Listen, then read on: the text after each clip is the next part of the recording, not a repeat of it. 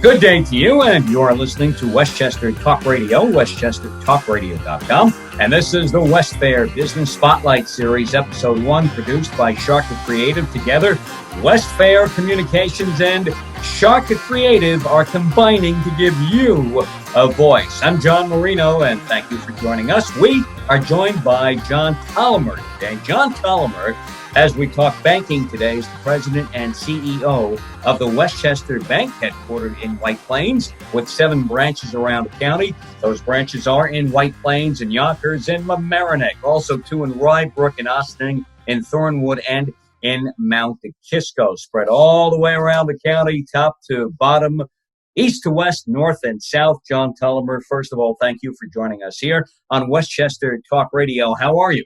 Great. Thank you, John. Nice to be with you. You're a busy I want to guy. mention we also have a branch in Ossining. Yeah, I think I mentioned that also, Good. too. Okay. Along the way. Thank you. 7. Try to memorize them, but I said, you know what? Why don't we just look at the list here, take a look, and Fair enough. work them all in. We'll do it again. White Plains, Yonkers, Mamaroneck, Rybrook, Ossining, Thornwood, and Mount Kisco. John Tolomer, we live in some uncertain times right now. A pandemic. Now we have social unrest in our area, the tri-state area, around the country. What can you, as the man who runs the Westchester Bank, the president and CEO, say to people around Westchester, people in this tri-state area, our consumers, those who use the Westchester Bank and others, people who are really part of the system, and anybody around this area? How can you provide a calming voice and attitude toward us right now? What should we know? Well, it's certainly unprecedented times, as we've all been hearing and saying. I'll start with pandemic and then get to the racism issue. The pandemic has really taken the Westchester Bank banking made personal to another level.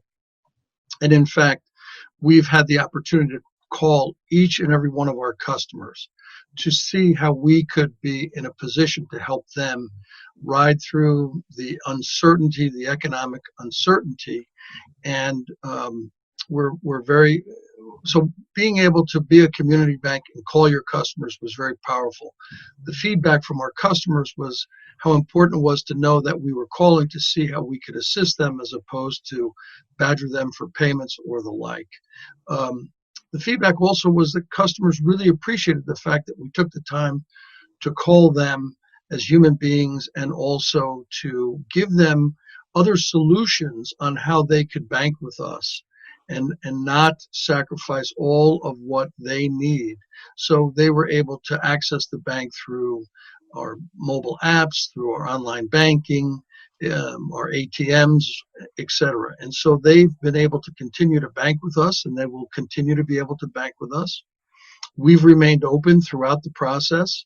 And again, we are practicing social distancing, but we are leveraging that and speaking to all of our customers to find out how we can assist them. And then we move over to, as you pointed out, the racial issue as well, mixed into all of this, and the civil unrest we see happening. Well, we all saw the George Floyd's death, and the bottom line to it is this is one in far too many incidents that have occurred over recent memory and for a long period of time. And I think, as a matter of fact, I sent a note to the staff today that we're against racism at any shape or form. And what I want to be able to do personally as well as professionally and with our bank to fight racism. But this is intolerable. Racism is intolerable at any level, and we're vehemently opposed to it, and we'll do what we can to eradicate that. And as we look around for organizations that are going to fight racism, we're going to look to support them to the best of our ability, and both in many ways, whether that's financial, whether it's our employees helping them. But this is a scourge on our society, and a society is only as strong as its weakest link. How about a success story or two where you know the Westchester Bank made a difference for a person, for a business, for some kind of entity where without John Tolomer, without the Westchester Bank, well, sink or swim, they probably might have sunk, and now they swim and swim pretty well. I think there's many, and I think I can just generically speak about by understanding more about a customer and their ability and what they have.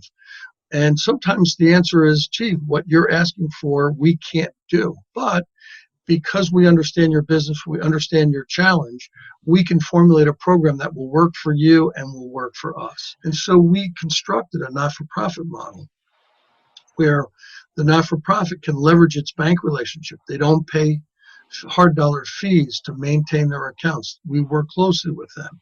In many cases, we've been able to be philanthropic and we've supported their initiatives. So it's always a program it's always an ability to try to work together, find common ground, build a long-term mutually beneficial relationship.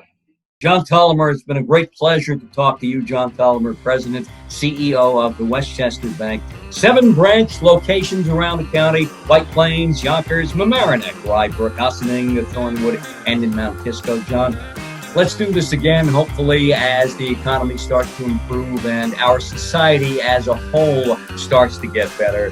And let's see where we are at next time we talk. Thanks, John. I appreciate it very much.